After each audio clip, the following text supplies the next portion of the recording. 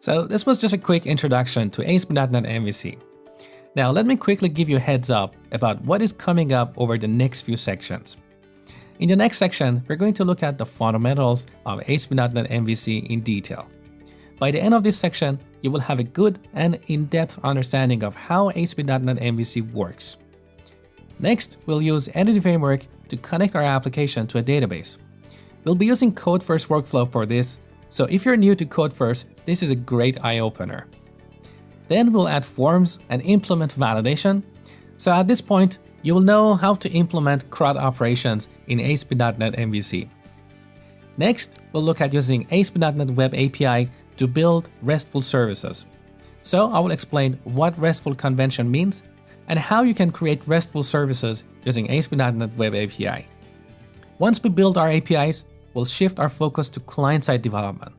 So we'll use jQuery to consume some of these APIs. In this section, you're going to learn about two very useful jQuery plugins.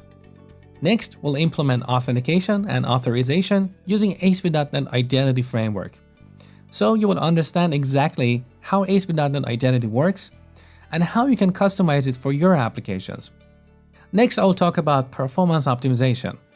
I will introduce you to 3-tier architecture, and for each tier, I will show you how you can optimize the performance of your application in that tier.